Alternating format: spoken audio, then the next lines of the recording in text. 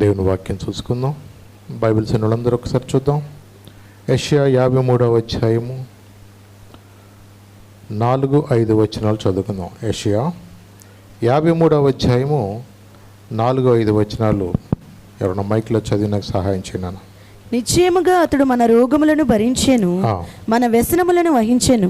అయినను మొత్తబడిన వానిగాను, దేవుని వలన బాధింపబడిన వానిగాను, శ్రమనందుని వానిగాను మనం అతనిని ఎంచితిమి. మన అతిక్రమ క్రియలను బట్టి అతడు గాయపరచబడెను, మన దోషములను బట్టి నలుగగొట్టబడెను. మన సమాధానార్థమైన శిక్ష అతని మీద పడెను, అతడు పొందిన దెబ్బల చేత మనకు స్వస్థత కలుగుచున్నది.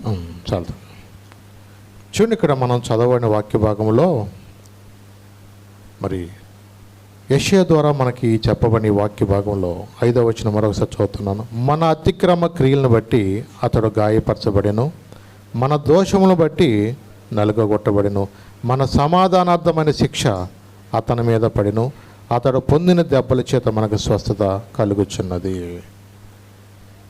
యెషయా భక్తుడి ద్వారా మనకి ఇవన్నీ కూడా మనం చదువుతున్న వాక్య భాగాన్ని మనం ఒకసారి మనం ఆలోచన చేసినట్టయితే యేసు ప్రభువుని గురించి, ఆయన శిలువ మరణాన్ని గురించి యెషయా రాసినట్లుగా మనకు అర్థమవుతుంది. ఒక వ్యక్తి కాసేపటికి ఏం జరుగుద్దో మనకు తెలియదు. అలాగే మనకు కొన్నిసార్లు జరగబోయే విషయాలు కూడా మనకు తెలియదు, కానీ దేవుడు తన బిడ్డలైన ప్రవక్తల ద్వారా అనేక విషయాలు ముందుగానే తెలియజేశాడు. ముఖ్యంగా యెషయా 700 సంవత్సరాల పూర్వమే యేసు ప్రభు యొక్క పుట్టుకను గురించి చెప్పాడు, యేసు ప్రభు యొక్క మరణాన్ని గురించి కూడా తెలియజేశాడు. చూడండి, ఎందుకంటే ఈ లోకంలో కొన్నిసార్లు మర్మాలుగా ఉంటున్న విషయాలు కూడా దేవుడు ఏం చేస్తాడంటే తన భక్తులకు ముందుగా వాటిని తెలియజేస్తాడు. రాబోయే విషయాలు కూడా దేవుడు ముందుగానే తెలియచేస్తూ ఉంటాడు. యేసు ప్రభు యొక్క పుట్టుకను గురించి ఎలాగైతే ప్రజలందరూ కూడా చూశారో, అలాగే ఆయన యొక్క శిలువ మరణాన్ని గురించి కూడా ప్రజలందరికీ ఇప్పటి కాలం మనందరికీ కూడా తెలుసు.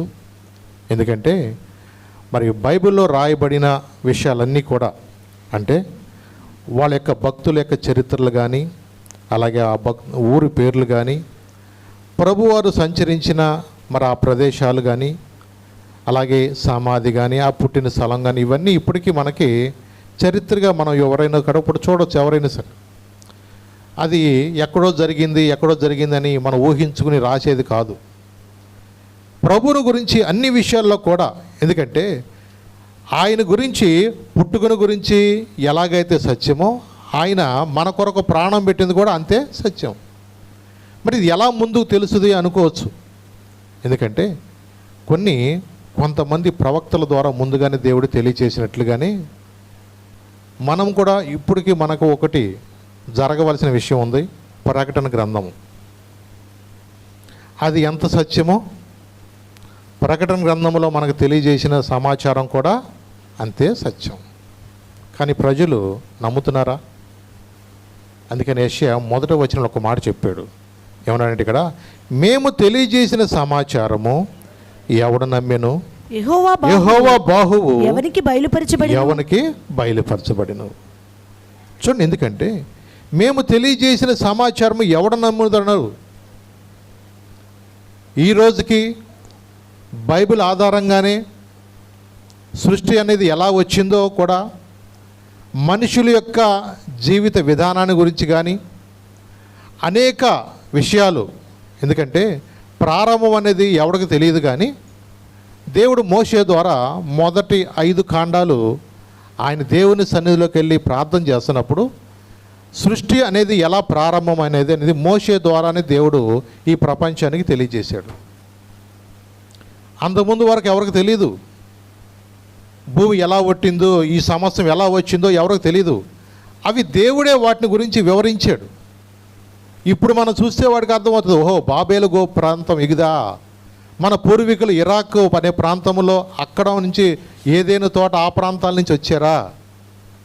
ఇప్పటికి ఆ ఏదైనా తోట ఆ ప్రదేశం అంతా కూడా దాన్ని కంచి వేసి జాగ్రత్తగా భద్రపరిచారు.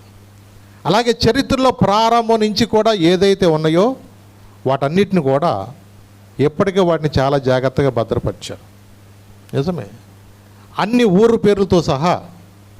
ఆ దినమందు ఐగుప్తు ఫరో గురించి చెప్పబడినట్లుగా వాళ్ళు 430 సంవత్సరాలు అక్కడ బానిసత్వం ఉన్నప్పుడు వారు విడిపించబడి ఎర్ర సముద్రం గుండా వాళ్ళు వెళ్ళినది, అలాగే ఎర్ర సముద్రంలో శత్రు సమూహం అంతా చనిపోయిన ఆ యొక్క చరిత్ర ఆధారాలతో సహా ఇప్పటికీ అవన్నీ కూడా సజీవంగా దేవుడు ఎందుకు భద్రపరిచాడో తెలుసా?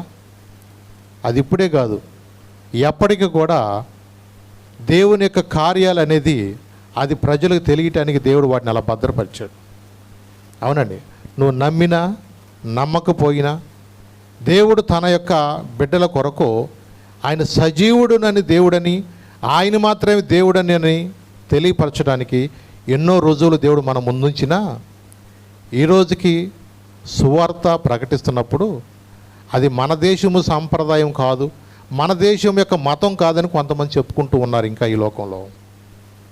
ఎందుకంటే క్రీస్తు శకము 53వ సంవత్సరంలోనే ప్రభువారి శిష్యుడైన తోమా ద్వారా మన దేశానికి సువార్త వచ్చింది.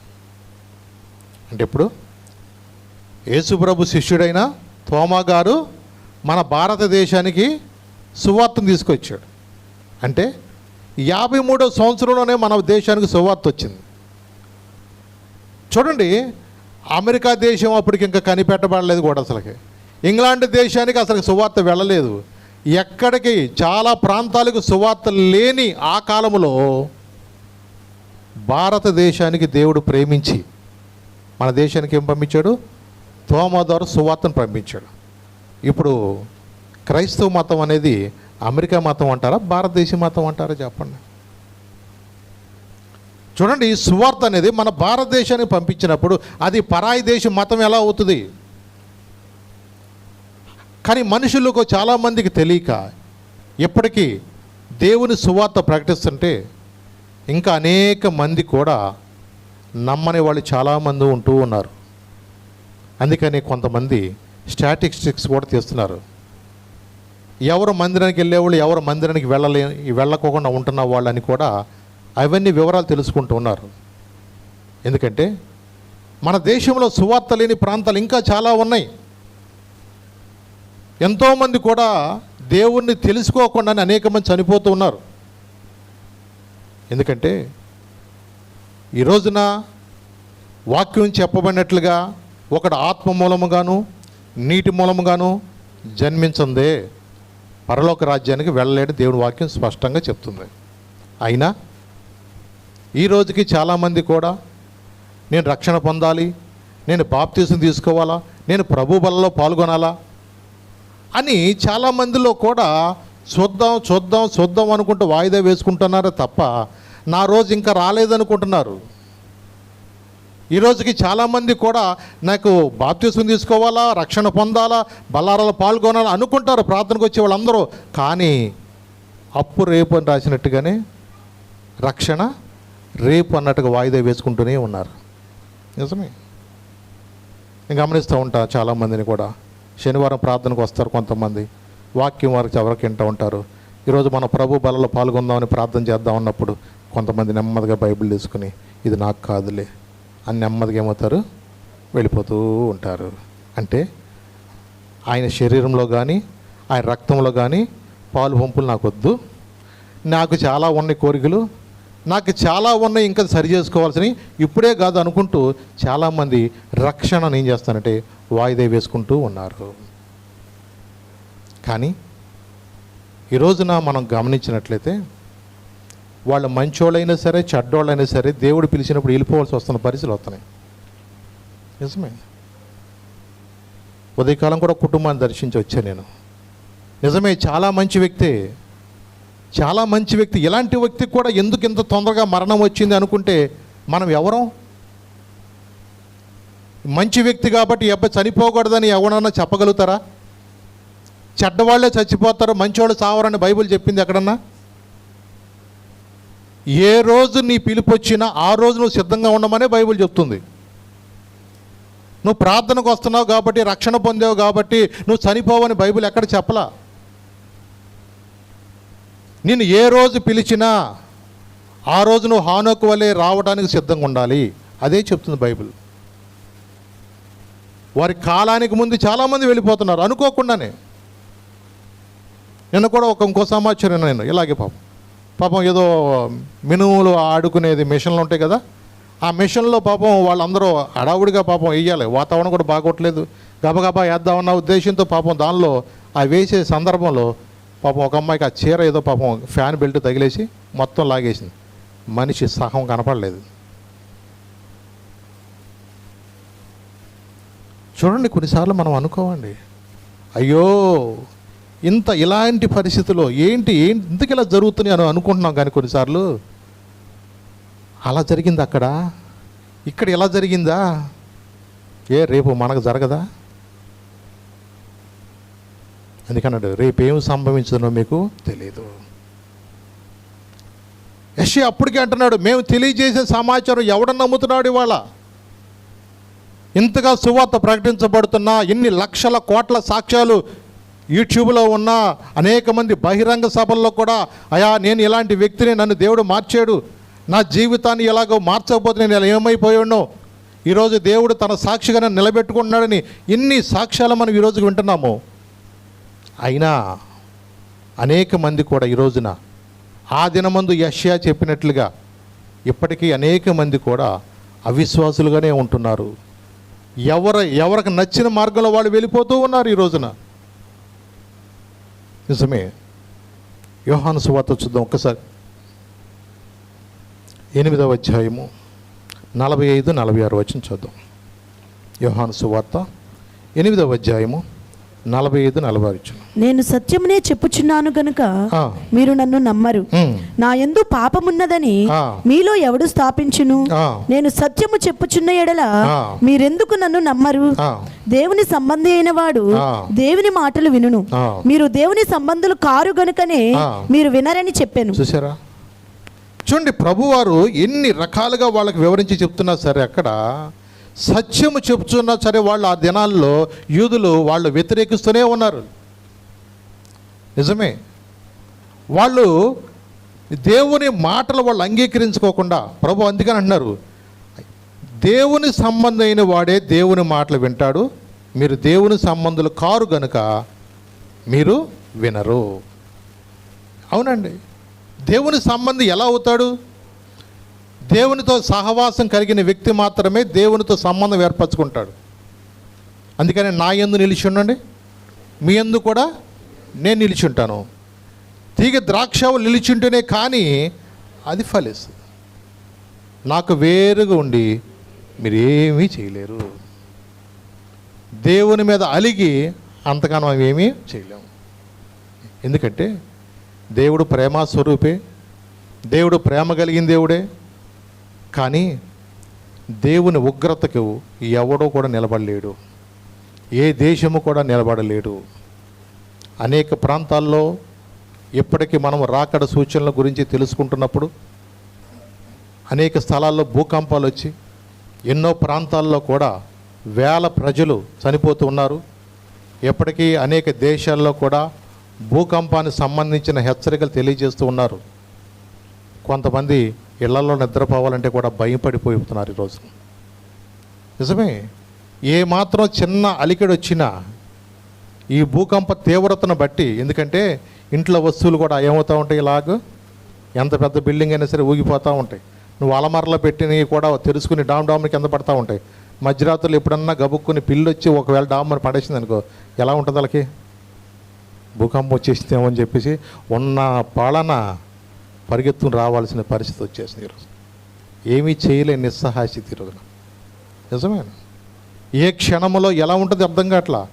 మరి ముఖ్యంగా ఇది పట్టపగలు వచ్చి చావట్లా, ఈ తెల్లారి గట్ట అవుతుంది, అందరు పడుకునే టైంలో అవుతుంది ఈ భూకంపాలు కూడా. అందరూ బాగా నిద్రలో ఉన్నప్పుడు వచ్చేస్తుంది ఆ టైంలో. ఇది అక్కడ నిద్ర కాళ్ళ మీద ఎటు పడికెత్తారు ఆడికి తెలియదేక. అవునండి. ఏ విధంగా మరణం సంభవిస్తుందో మనకు తెలీదు. మనం ఈరోజు వారమే కానీ రేపటి వారము. అనేక సందర్భాల్లో యూదులతో దేవుడు మాట్లాడుతున్నా వాళ్ళు ఇంకా పైగా ఏమన్నా తెలుసానికి, నువ్వు దయ్యం పట్టినవాడు అంటున్నారు. ఏమన్నారు ఆయన నువ్వు సమరయుడువు, నువ్వు దయ్యం పట్టినవాడు అంటారు. ఇట్లా మాట్లాడుతున్నారు. ఇంకా కిందకి వెళితే 57, 58 వచనం కూడా చూద్దాం. అందుకు యూదులు, నీకింకను 50 సంవత్సరాలు లేవే, నీవు అబ్రహామును చూచితివా అని ఆయన అడగగా, యేసు అబ్రహాము పుట్టక మునిపే నేను ఉన్నానని మీతో నిశ్చయముగా చెప్పుచున్నానని. చూడండి, ఎందుకంటే ఆయన ప్రారంభం నుంచి ఉన్నవాడే. ఎప్పటి నుంచి ఉన్నాడు ఆయన ప్రారంభం నుంచి ఉన్నవాడే. ఆదియునే ఆయనే, అంతము కూడా ఆయనే, అల్ఫాయు ఒమేగా కూడా నేనే అంటున్నాడు ఆయన. సామెతల గ్రంథ కథ రాశాడు, అసలు భూమి ఏమి పుట్టక మునిపే నేను ఉన్నానని దేవుడు చెప్తున్నాడు. ఎందుకంటే ఆయనకు అన్నీ తెలుసు. కాబట్టి వీళ్ళు అనుకుంటున్నారు ఈయన నిన్నగా మొన్న వచ్చినాడే కదా యేసు ప్రభు. ఇదే వాదన చాలా మందిలో కూడా ఉంటుంది ఇప్పటికీ. యేసు ప్రభు వచ్చింది 2025 సంవత్సరాలే కదండి. బైబిల్ చెప్తుంది అసలుకు భూమి కూడా ఏమి పుట్టక నేను ఉన్నానని వాక్యం చెప్తుంది ఓ పక్కన. ఆయన ఇప్పుడు వాడిని కాదండి, ఆయనకు అన్నీ తెలుసు. ప్రారంభం తెలుసు, ఆయనకి జరగబోయే విషయాలు కూడా తెలుసు. మన చరిత్ర అంతా ఏమైపోయిందో కూడా ఆయనకు అన్నీ తెలుసు. మనకు తెలియదు. మన జీవితాల్లో మనకి ఎంతమంది ఉన్నారు ఏంటో. కొంతమంది అనుకుంటారు ర్యాక్ చూసి నీకు 2 పిల్లలు కదా 3 పిల్లలుగా అనుకుంటూ ఉంటారు కొంతమంది. దేవుడు సమస్తాన్ని కూడా ఆయన ముందుగానే నీ కొరకు నా కొరకు. ఎందుకు ఇప్పుడంటే జగత్తి పునాది వేయబడక మునిపే. ఎప్పుడంటే నిన్ను నన్ను ఏర్పరచుకున్నాడు దేవుడు. ఆయన ఏర్పాట్లో మనం ఉన్నాము. అందుకనే వాక్యము నీతో నాతో మాట్లాడుతున్నప్పుడు ఆయన చెప్పిన సమాచారాన్ని మనం విని మన వాక్యానుసారంగా జీవిస్తే మనం ధన్యులం. ఇతరులతో వాతం పెట్టుకుంటారు వాళ్ళు. నీకు ఇంకా 30 సంవత్సరాలు 50 సంవత్సరాలు కూడా లేవే, 33 సంవత్సరాలు ఆ కాలం అయి ఉండొచ్చు. అబ్రహాము నీకు తెలుసా అని అన్నామండి. చూడండి, ఆయన సమస్తము కూడా ఎరిగిన వాడేనండి ఆయన. అవునండి. చూడండి 10వ వచనం కూడా చూద్దాం ఒకసారి. 14వ అధ్యాయము 10 నుంచి 12 చదువున్నాను. 14వ అధ్యాయము 10 నుంచి 12 దాకా. అక్కడ ఏముందంటే, అక్కడ అడుగుతున్నాడు ఫిలిప్ ఒక రోజున, ప్రభా తండ్రిని మాకు చూపించయ్యా అని అడుగుతుంటే ప్రభు సమాధానం చెప్తున్నారు. తండ్రి యందును నేనును నా యందు తండ్రి ఉన్నామని నీవు నమ్మట్లేదా? నేను మీతో చెప్పుచున్న మాటలు నా అంతటా నేనే చెప్పుటలేదు. తండ్రి నా యందు నివసించుచు తన క్రియలు చేయుచున్నాడు. తండ్రి యందు నేనును నా యందు తండ్రియు ఉన్నామని నమ్ముడి. లేదా ఈ క్రియలు నిమిత్తమైనను నన్ను నమ్ముడి. నేను తండ్రి యొద్దకు వెళ్ళుచున్నాను గనుక నేను చేయు క్రియలు నా యందు విశ్వాసముంచు వాడును చేయును. వాటికంటే మరి గొప్పవి అతడు చేయునని మీతో నిశ్చయముగా చెప్పుచున్నాను. చూడండి, ఎందుకంటే ప్రభువు అంటే యేసు ప్రభువు మనకి శరీరధారిగా జన్మించిన ఆ సందర్భమే చూస్తున్నారు తప్ప తండ్రి నేను ఏకమై ఉన్న సంగతి నీకు తెలీదా? నేను మాట్లాడేది నా మాట కాదు, నా తండ్రి నేను కలిసి ఉన్నాము ఆయన మాటలే. చూడండి, ఎందుకంటే ఒకటి మనుషుల్లో చాలామంది ఇంకో కన్ఫ్యూజ్ అనుకుంటారు.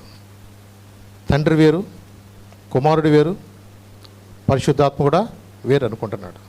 చూడండి, ఎందుకంటే ఆయన త్రియేక దేవుడు అంటారు. ఏమంటారు అంటే ఏంటి? తండ్రి, కుమార, పరిశుద్ధాత్ముడు ఒకే ఆత్మ, ఒకే మనిషిలాగా. చూడండి, మన తల భాగం ఎలాగో, నడుము భాగం, కాళ్ళు భాగం ఒక మనిషి ఎట్ట అవుతాడో, కాళ్ళు లేకుండా ఆడు మనిషి అనుకోరు, నడుము లేకుండా ఆడు మనిషి అనుకోరు, అట్లాగే తలకాయ లేకుండా మనిషి అనుకోరు. అట్లాగే తండ్రి, కుమార, పరిశుద్ధాత్మ అనేది ఒకటే. దాన్ని మనం విడివిడిగా చూడవసరం లేదు. నువ్వు ప్రార్థించేటప్పుడు ఆత్మతో ప్రారంభిస్తావు. నువ్వు చెప్పుకునే నీ బాధలన్నీ కూడా యేసునామములో తండ్రికి చెప్తావు నువ్వు.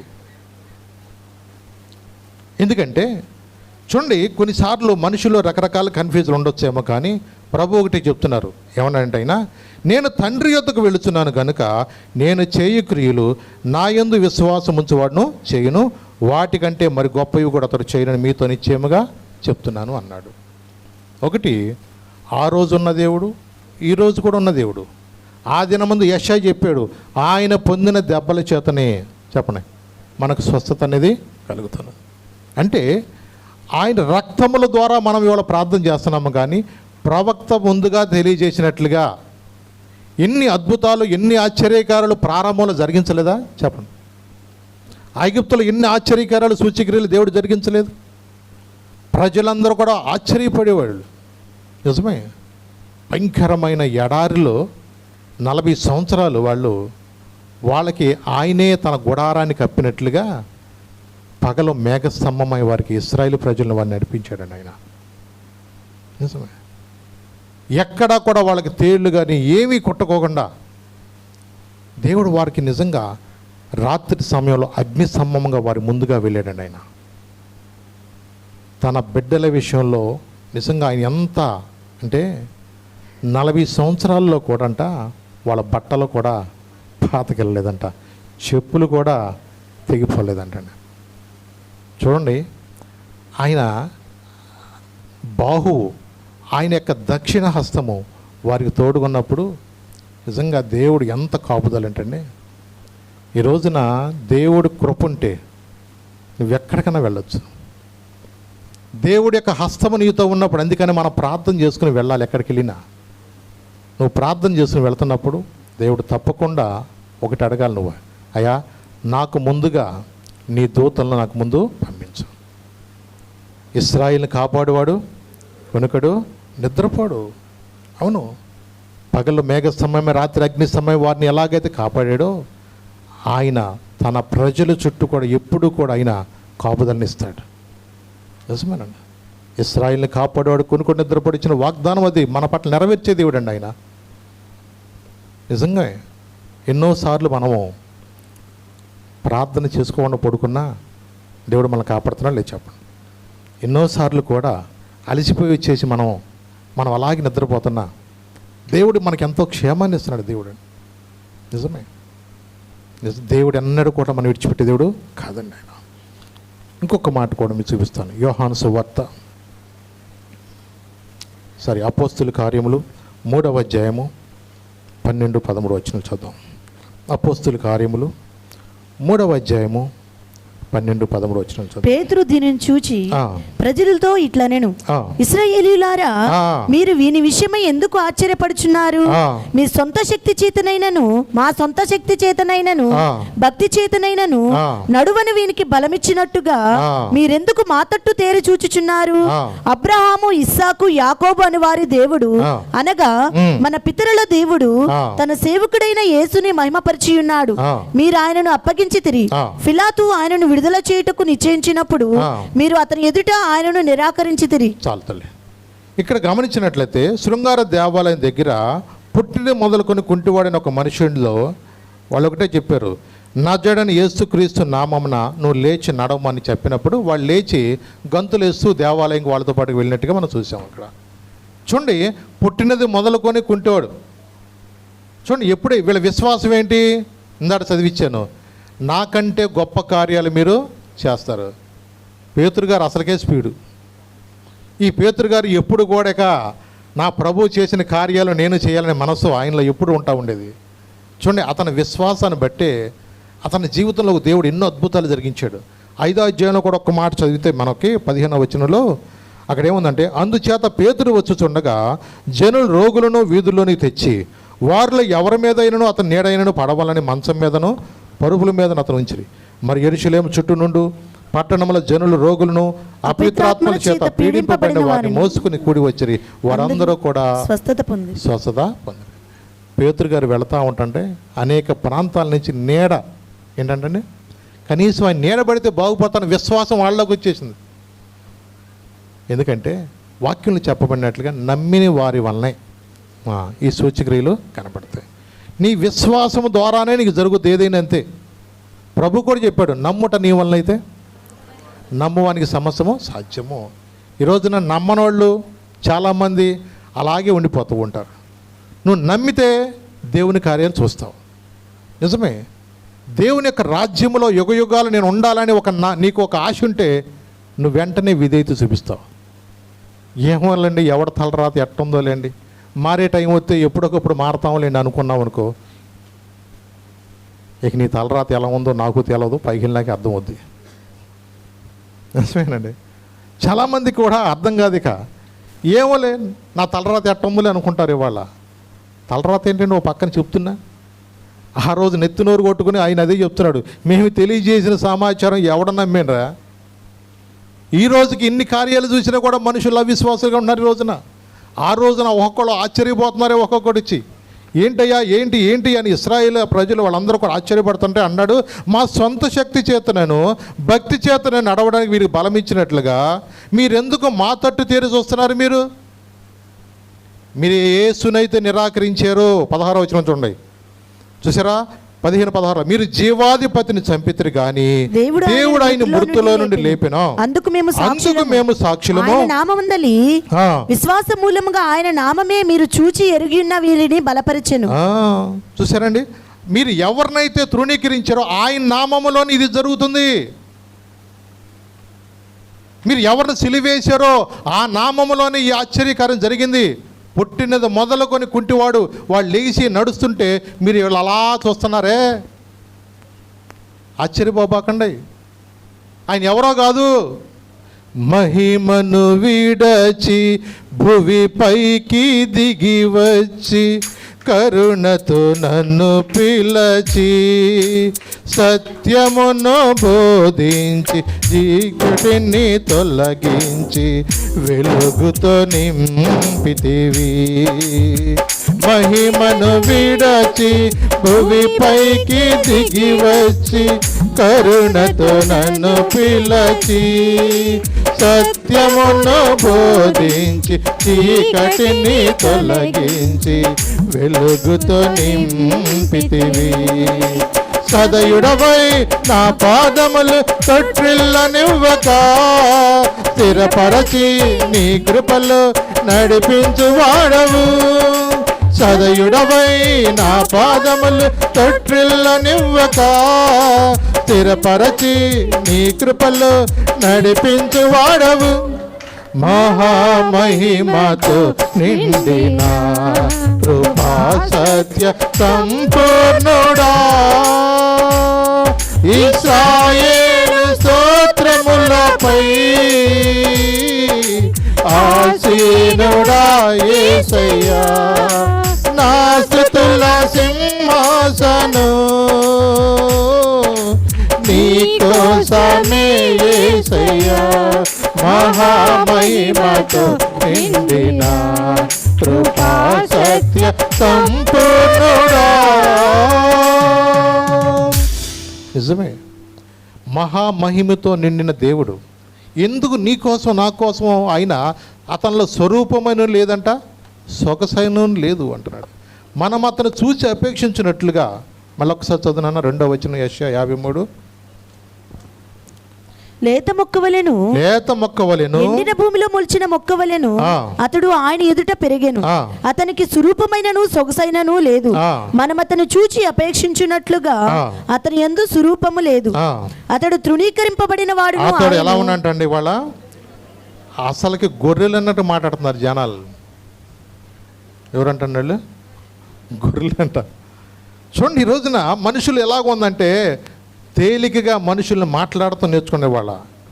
అందుకనే అతడు తృణీకరింపబడివాడు, ఆయన మనుషుల వలన విసర్జింపబడిన వాడును, వ్యసనాక్రాంతుడుగా, వ్యాధి అనుభవించిన వాడుగాను, మనుషులు చూడనొల్లని వాడుగాను ఉండెను.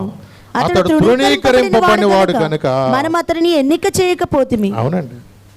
అందుకని యేసు ప్రభు గురించి వాళ్ళు ఎవరైనా మేము ప్రార్థనకి వెళ్తున్నామంటే మనుషుల్లో వాళ్ళు ఎలా వస్తారు తెలుసా? ఏంటో వాళ్ళని తక్కువగా అన్నట్టుగా ఆ ఇంటోళ్ళే. ప్రార్థనకి వెళ్ళి వచ్చాడంటే కొంతమంది అవసరమైతే పసుపు నీళ్ళు కూడా అక్కడ జల్లుకున్నట్లుగా మనుషులు ఎలా ఉన్నారంటే తక్కువగా మాట్లాడుతూ ఉన్నారు. నిజమే. ప్రభు అందుకనే మీరు భయపడొద్దు అన్నాడు. ఇలాంటి వాళ్ళని చూసి యోహాను సువార్త 15వ అధ్యాయం ఒకసారి చూడండి. ఒక మాట జ్ఞాపకం వచ్చింది నాకు. యోహాను సువార్త 15వ అధ్యాయంలో ఆయన ముందుగా నన్ను కూడా తృణీకరించారని ప్రభు చెప్తున్నాడు మాట అక్కడ. 18వ వచనం చూడండి ఒకసారి. 15:18 లోకము మిమ్మల్ని ద్వేషించిన యెడల మీకంటే ముందుగా నన్ను ద్వేషించినని మీరు ఎరుగుదురు. మీకంటే ముందుగా నన్ను ద్వేషించిన మీరు ఎరుగుదురు. మీరు లోక సంబంధులైన ఎడల మీరు లోక సంబంధులైన యెడల లోకము తన వారిని స్నేహించును. లోకము తన వారిని ఏం చేస్తుంది? స్నేహించదా. అయితే మీరు లోక సంబంధులు కారు, నేను మిమ్మల్ని లోకములో నుండి ఏర్పరచుకుంటుని, అందుచేతనే లోకము మిమ్మును ద్వేషించుచున్నది. చూసారండి, ఎందుకంటే లోకము గనక మిమ్మల్ని ద్వేషిస్తే గనక మీరు చెప్పండి, మీకంటే ముందుగా నన్ను ద్వేషించనని మీరు తెలుసుకుంటారు. అందుకనే ప్రభు అంటే ఇష్టం లేని వాళ్ళు ఏం చేస్తారంటే ప్రార్థనకి వెళ్ళే వాళ్ళని ద్వేషిస్తూ ఉంటారు. ఏం చేస్తారు? అందుకనే ముందు ఇళ్లలోకి వచ్చేటప్పుడు మీరెవరో అని అడుగుతున్నారు. ఈ మధ్య మీరెవరో అంటే మేము ప్రార్థనకి వెళ్తామమ్మా అని అన్నారు అనుకోండి, ఇవ్వండి అంటారు కొంతమంది. అంటే చూడండి, యేసు ప్రభువును బట్టి వాళ్ళు ఏమనుకుంటారంటే యేసు ప్రభువు కూడా ఒక తక్కువ కులవాడన్న అపోహలో వాళ్ళ ప్రజలు వెళ్ళిపోయారండి. వాళ్ళ దేవుడికి అసలు కులం పెట్టచ్చా? చూడండి కొన్నిసార్లు. అందుకని ప్రభువు ఎవరి హృదయాల్లో ఉంటాడో వాళ్ళలో కులం ఉండదు. అదవుతుందా? ప్రభు ఎవరి హృదయాల్లో ఉంటాడో వాళ్ళ కులం ఉండదు. అందుకని దేవుని మందిరంలో అందరూ కలిసి ఉంటారు. నువ్వు నా ఏ దేశీవస్తుడైనా సరే, ఏ ప్రాంతం వాడైనా సరే, నువ్వు ఇంకా రకరకాలుగా ఆ దీర్ఘాలు చేసి మీ ఇంటి పేరేంటి ఇట్లాంటివి అడిగావనుకో, నువ్వు ఆయన సంబంధించినోడు కాదని అర్థం. అవును, క్రీస్తులో కులం లేదండి. కొన్ని టీవీ ఛానల్స్లో కూడా కొన్ని యాడ్లు చెప్తూ ఉంటారు, కులం అడిగేవాడు ఏదో గాడిదని ఏదో ఇట్లాంటివి కూడా కొంతమంది చెప్తూ ఉంటారు. చూడండి, నిజమే. ఎందుకంటే మనమందరం కూడా యాజకులంగా ఉండాలి. ఏ కులం అందే? యాజకులం. అంటే రాజులైన యాజకులుగా మనం ఉండాలని దేవునికి ఆశ అండి. చూడండి, ప్రభు బిడ్డలుగా మనం ఎప్పుడు కూడా ఎలా ఉండాలంటే అందరూ ఒకటే. యేసు ప్రభుకి ఒకనికి వస్తే పాలు వస్తాయి, ఒకనికి వస్తే రక్తం వస్తుంది. ఎక్కడన్నా ఉందా? మీరు ఎక్కడన్నా చూడండి, ఏ దేశవస్తుడైనా సరేనండి.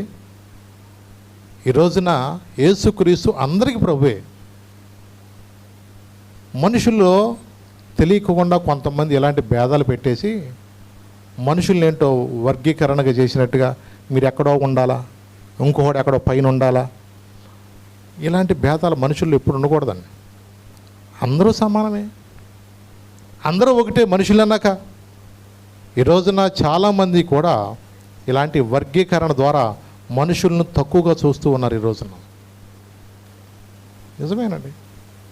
దేవుడు నిజంగా అందుకని ఎవరైతే తొక్కివేయబడతారనుకున్నాడో దేవుడు వాళ్ళని ఏం చేస్తా తెలుసా? వాళ్ళనే పైకి లాక్కొస్తాడు. మనుషులు తొక్కేద్దామని చూసినా సరే దేవుడు ఊరుకుంటాడా? వీళ్ళకి లెగకూడదు అనుకున్న ఏ కుటుంబం గురించి మనుషులు అనుకున్నారో దేవుడు కావాలని ఆయన ఏం చేస్తా తెలుసా? ఆయన పైకి లాక్కొస్తాడు. ఈయన గోతులో పడేద్దాం అనుకున్నామని తీసుకెళ్ళి ఎక్కడెట్టాడు దేవుడు? చెప్పండి. సింహాసనం మీద ఎక్కిచ్చాడు. ఏ ఎవడైతే ఈడ అనవసరరా ఈడ అమ్మేసేద్దామని చెప్పేసి బేరం ఆడేసి ఇస్మాయిల్కి అమ్మేసేస్తే దేవుడు ఆయన తీసుకొచ్చి ఎక్కడ తెలుసా? మళ్ళా వాళ్ళకే ఆహారం ఇచ్చేవాడుగా, ప్రపంచానికి ఆహారం ఇచ్చేది ఆ స్థితిలో దేవుడు ఉంచాడండి ఆయన. దేవుడు నిజంగా ఆయన సమస్య చూస్తున్న దేవుడు అండి ఆయన. ఈ రోజున ఎంతోమంది కూడా ఈ రోజున ఒకని అణగదొక్కాలనే మనసు ఆ మనుషుల్లో ఈ రోజున చాలామందిలో జీర్ణించకపోతున్నారు. ఎప్పుడు కూడా అది వేసే మనసు కాదండి. అదవుతుందా? ఒకని తొక్కాలే, మేము అధికారంలో రావాలా, ఒకని తొక్కేయాలా. ఎంతకాలం నువ్వు చెప్పుకుంటావు? ఒక్కడే ఉంటావు చెప్పు. నువ్వు అసలుకి సమాజంలో మనుషులు నువ్వు ఒక్కడే పైన బతుకుతావా? చెప్పండి. నీ శానిటరీ క్లీన్ చేసే మనిషి లేకపోతే నువ్వేం అవుతావు తెలుసా? కంపులో చచ్చిపోతావు నువ్వు అక్కడే. దేవుడు అందరినీ పాపం ఉంచాడు. అందరికీ మర్యాద ఇవ్వాలి, అందరినీ కూడా విలువగా చూడాలి తప్ప ఒకడు తక్కువని చూసారా, ఒకడు ఎక్కువని ఇలాంటి భేదాలు మనుషులు ఎప్పుడు కూడా ఉండకూడదండి. మనుషులు ఏం చేస్తున్నారంటే ఎప్పుడు కూడా ఒకళ్ళు ఏదో తక్కువ చేసి మాట్లాడేలా అనుకున్న మనసు కలిగి ఉన్న వ్యక్తి ఉన్నాడు అనుకోండి, ఆడు తప్పకోకుండా ఆడు దిగిపోతాడు నెమ్మదిగా. ఒకని అనసాలనుకున్న వాడు ఎప్పుడు కూడా పైకి రాడు. ఒకన పైకి లేపాలన్న మంచి మనసు కలిగి ఉండు, దేవుడు ఎప్పుడు కూడా నిన్ను ఆశీర్వదిస్తూనే ఉంటాడు. అందుకని మంచిని విత్తేవా నువ్వు మంచినికి వస్తావు. నువ్వు కీడు కోడావా, అదే కీడులో నిజమే హామాన్ అదే చేశాడు. వాళ్ళకి యూదులకు వ్యతిరేకంగా చేయాలనుకున్నాడు, మొర్దెకైకి వ్యతిరేకంగా చేయాలనుకున్నాడు. అతను ఏ ఉరికమ్మం అయితే అతని కోసం తయారు చేశాడో మళ్ళీ అదే ఉరికమ్మం మీద అతను చనిపోయాడు. అతని కుమారులు ఒక్కడు కూడా మిగలకోకుండా అందరూ కూడా చనిపోయారు.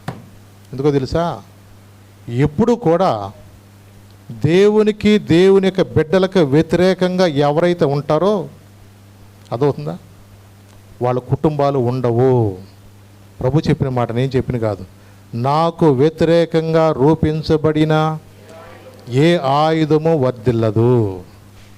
ఎంతోమంది సువార్తను ఆపాలని ఎంతోమంది ప్రతిజ్ఞ చేస్తూ కూడా ఇది మన దేశానికి సంబంధించిన మతం కాదు, ఇదేదో అమెరికాది, ఇంగ్లాండ్ది, ఇంకెక్కడ రకరకాలు చెప్పి మన సంస్కృతిని చెడగొడుతున్నారు.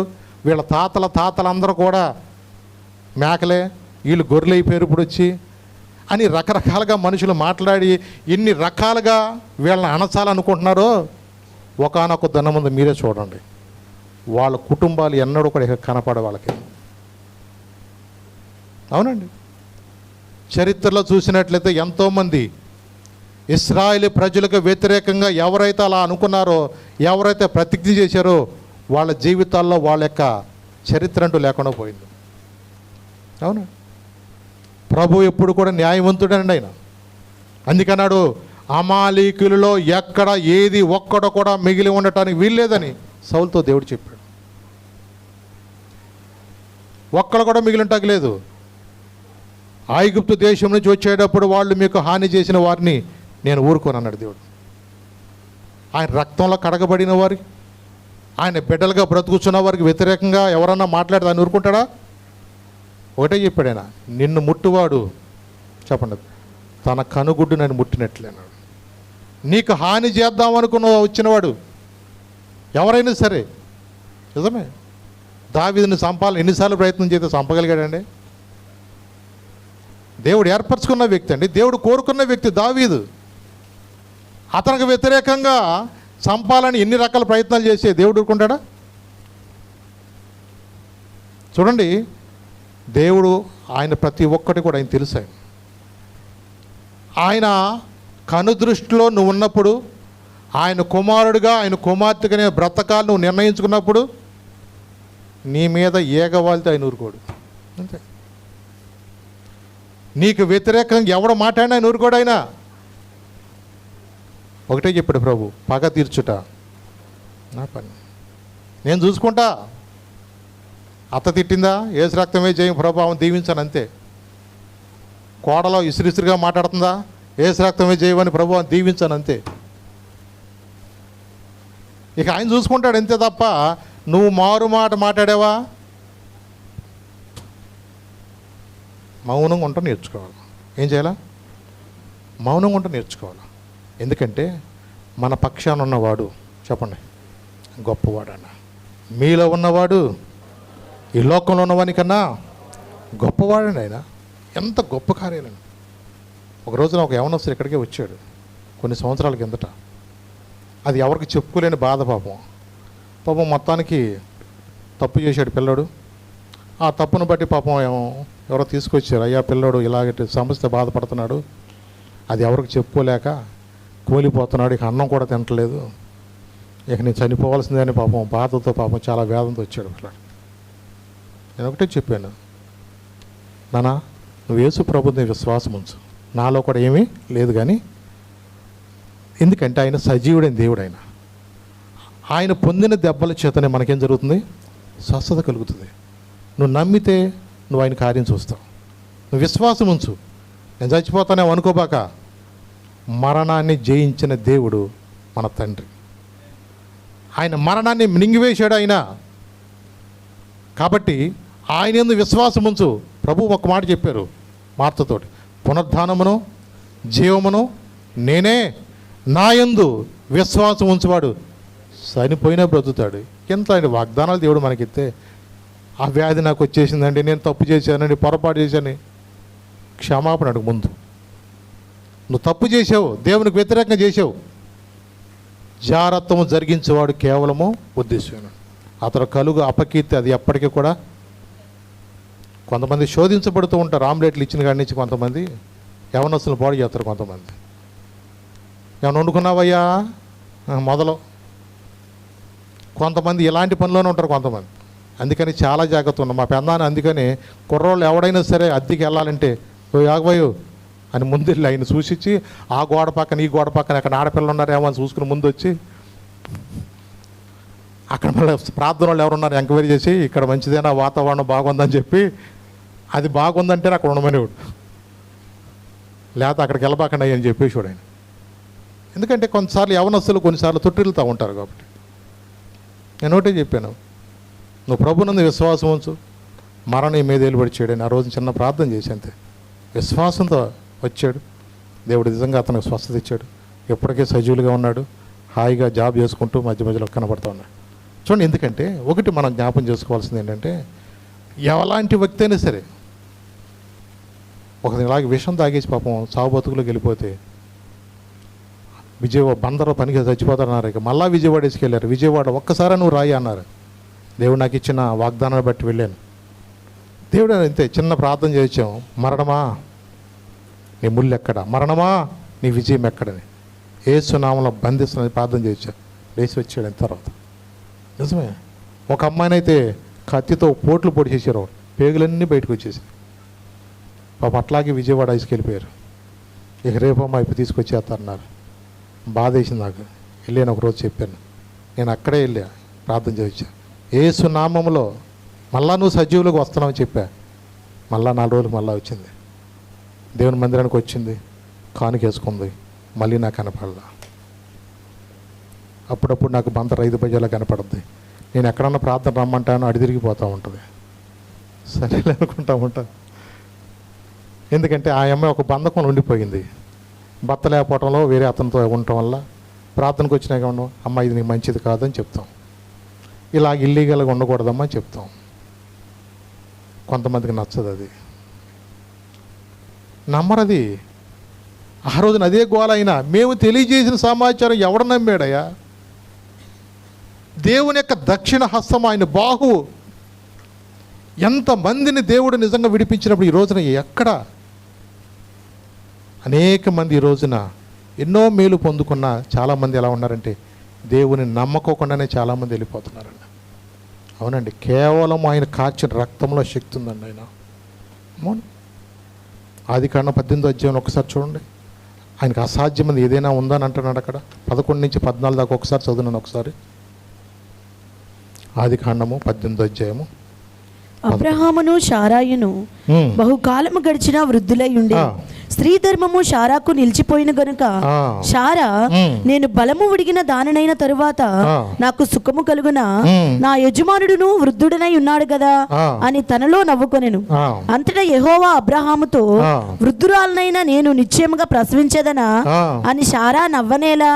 యెహోవాకు అసాధ్యమైనది ఏదైనా ఉన్నదా? మీదటికి ఈ కాలమున నిర్ణయ కాలమందు నీ యొద్దకు తిరిగి వచ్చేదను, అప్పుడు శారాకు కుమారుడు కలుగునెను. చూసారండి, నిండు వృద్ధాప్యం ఉన్నారండి వీళ్ళు. ఆయనకి 100 సంవత్సరాలు వచ్చేస్తున్నాయి, ఏమక 90 ఏళ్ళు. చూడండి, ఇంత వృద్ధాప్యంలో స్త్రీ ధర్మము కూడా అయిపోయిన తర్వాత కూడా దేవుడు అన్నాడు యెహోవాకు అసాధ్యమైనది ఏదైనా. ఒకటే చెప్తున్నాను, నువ్వు నమ్మితే దేవుని కార్యాలు చూస్తావు. ఎవరైనా సరే ఈ దినమందు నువ్వు విశ్వాసం ఉంటే దేవుని కార్యాలను తప్పకుండా చూస్తావు. అది మన విశ్వాసం మీద ఆధారపడి ఉంది. వాళ్ళకి జరిగింది కదండి నాకు జరుగుద్ది అంటామంట.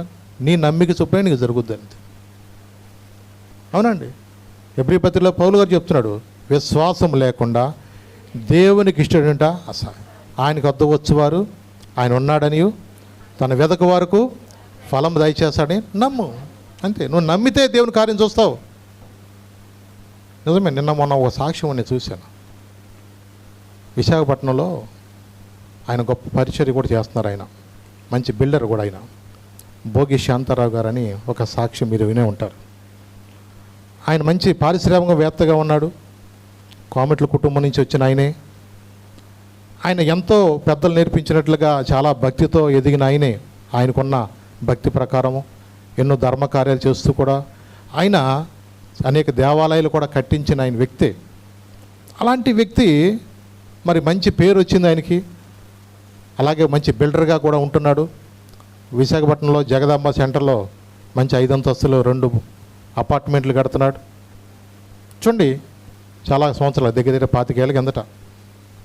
అలాంటి పెద్ద పెద్ద బిల్డింగ్లు కట్టుతున్న టైంలో ఒక రోజున మధ్యరాత్రి ఫోన్ వచ్చింది. ఇది చెప్పాక ఎంత జరిగాయని ఎప్పుడు జరుగుతాయి అన్నాను. అర్ధరాత్రి ఫోన్ వచ్చిందండి, అందుకని భయపడతారు జనాలు. అలాగే ఆకస్మికంగా అది ఫోన్ వచ్చేళ్ళకి, అయ్యా 5 అంతస్తుల భవనం ఒకటి కూలిపోయింది అన్నారు. చాలా స్టాండర్డ్గా కడుతున్నాడు ఆయన. ఎందుకు కూలింది ఆయనకి అర్థం కావట్లా. అనుకోకుండా ఆయన షాక్లోకి వెళ్ళిపోయాడు. భార్య పాపం షాక్లోకి వెళ్ళిపోయింది.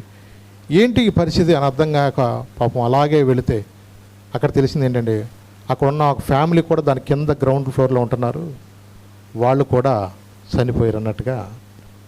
ఈ సమాచారాన్ని బట్టి పక్కన వాళ్ళందరూ అంటారో తెలుసా, ఈ చేతులు ఇరిగిపోను, ఈ కాళ్ళు ఇరిగిపోను, దాంట్లో బూడిదేసేయడేమో. ఇయ్యక మాట్లాడేది ముందు జనాలు ముందు మాట్లాడేది మాటలు అయ్యే. అసలు ఎందుకు ఇలా జరిగిందని పాపం ఆయన బాధపడుతుంటే ఆయన పాపం ఒక్కడ ఏం పట్టించుకోవడం లేడు. ఇక అలాంటి మాటల మధ్యలో ఏం చేయాలో అర్థం కాక పాపం పోలీసు వాళ్ళు, కలెక్టర్లు అందరూ వచ్చారు పాపం. ఇక ఆఖరికాళ్ళకి జేసీబీలు తెచ్చారు, బ్రొక్కిలు తెచ్చారు, అన్నీ తీసుకొచ్చి మొత్తానికి వాళ్ళని ఎట్టగొట్ట బయటికి లాగుదామని పాపం శతవిధాల ప్రయత్నం చేశారు. ఏ ప్రయత్నం చేసినా ఒక్కనకో బయటికి రాకలేకపోయారు. ఇక ఆయన చాలా కుంగిపోతున్నాడు. ఏం చేయాలో అర్థం కావట్లా. ఈలోపు ఒక వాచ్మెన్ భార్య అక్కడికి వచ్చింది. ఎందుకంటే ప్రభు ఆయన చూపించంట, ఈ మాటలు పడలేక ఆయన చచ్చిపోతాం చూస్తున్నాడు, ఆయనకి వెళ్ళి సాక్ష్యం చెప్పన్నాడంట. ఇక ఏమన్నా అనుకొని, ఎందుకంటే యేసు ప్రభు గురించి చెప్తే నమ్మరుగా వినరుగా. అసలుకే జనాల్లో ఎలా ఉంటుంది, ఆయన ఏదో తక్కువడన్న ఆలోచన చేత చాలామంది ఉంటూ ఉంటారు కదా. అలాంటి పరిస్థితుల్లో కూడా ఆమె చెప్పింది, అయ్యా నువ్వే హాని చేసుకోబాక, నేను ఒక సత్యం చెప్తున్నాను. నేను కూడా దేవుణ్ణి ఎరగనక నీకులాగానే అనేక మరి గుళ్ళు చుట్టూ తిరిగాను. నువ్వు ఇచ్చిన జీతం ఆ యాత్రలకి తీర్థయాత్రలకి జరిగిపోయి ఆఖరికి 7 సంవత్సరాలు ఎన్ని మొక్కులు మొక్కున్నా నాకేం మాత్రం ప్రయోజనం లేదు.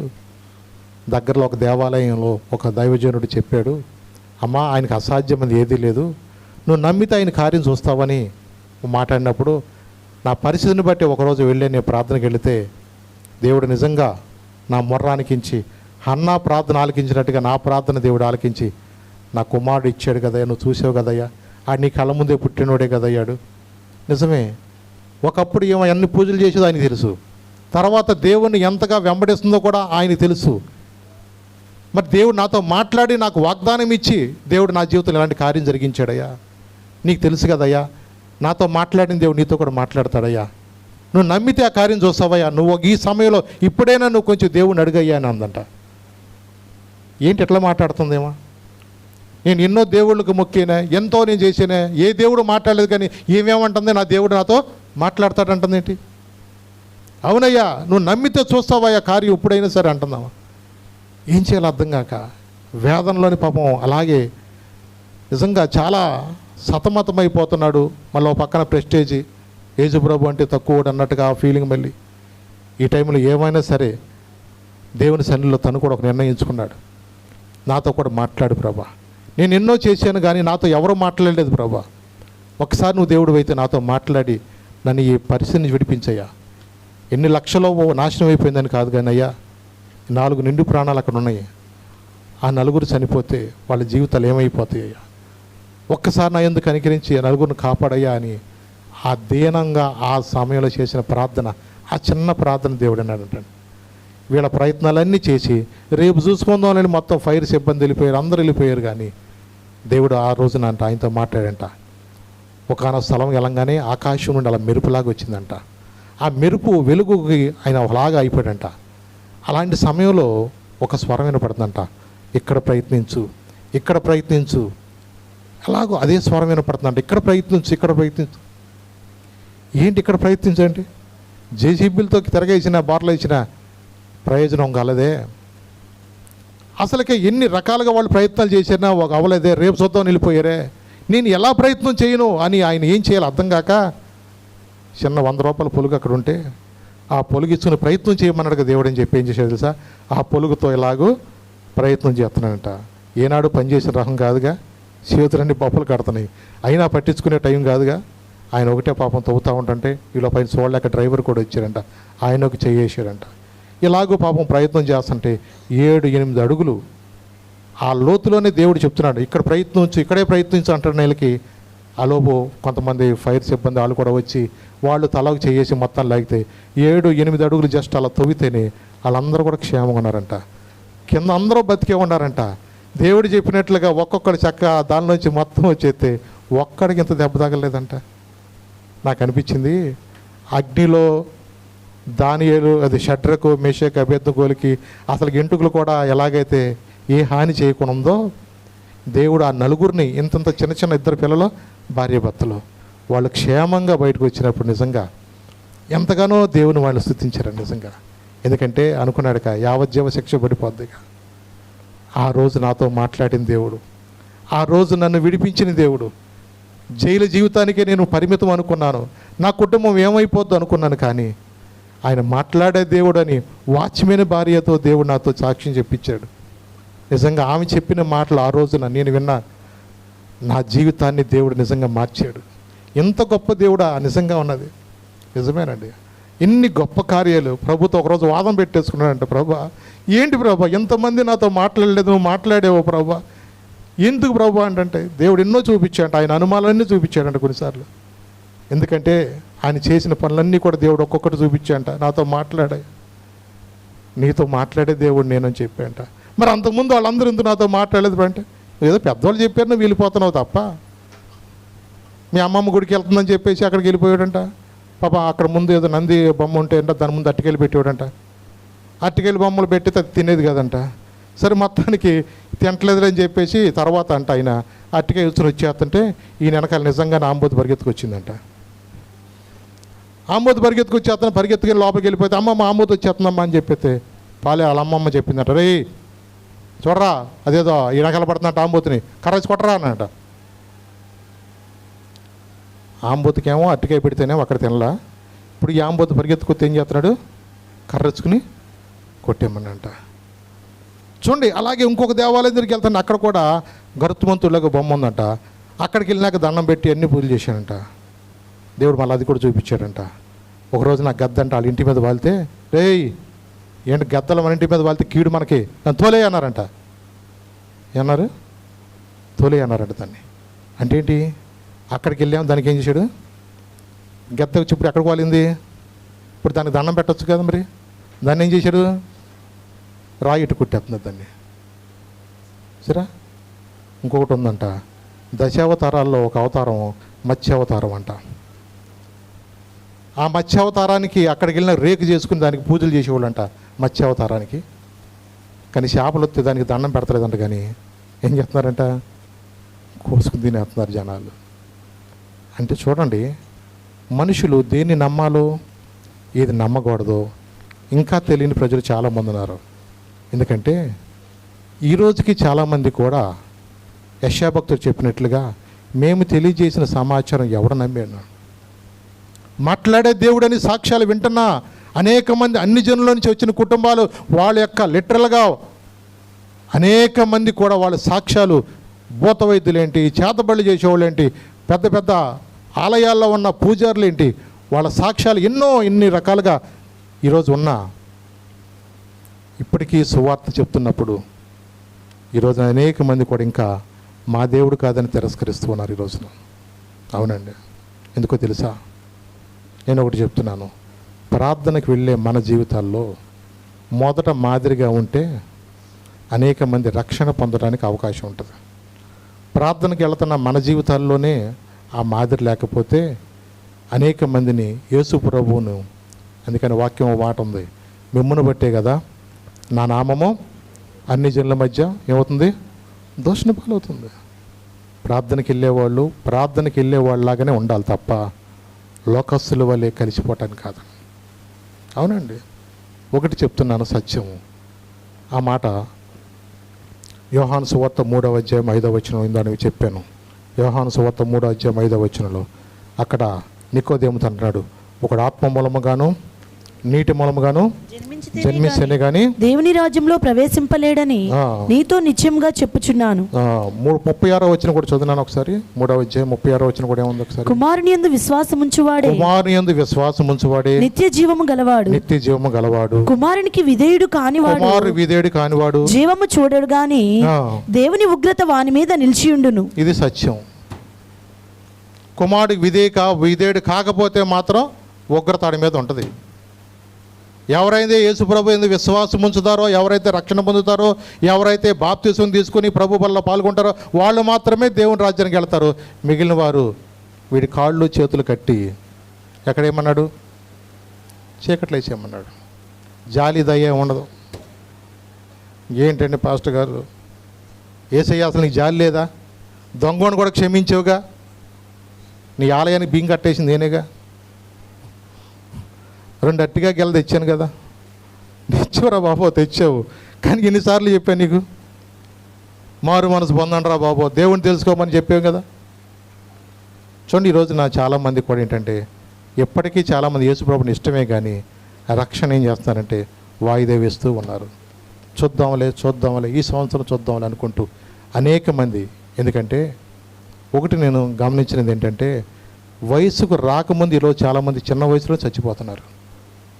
మనం అనుకుంటున్నాం ఏంటి ఎంతో చిన్న వయసులో చనిపోయాడా, ఇంత చిన్న వయసులో చనిపోయాడు.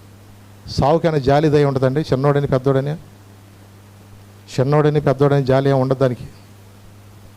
ఒకటి, నువ్వు మంచోడివైనా చెడ్డోడివైనా సరే సిద్ధపడి ఉండమని వాక్యం చెప్తుంది, అంతే.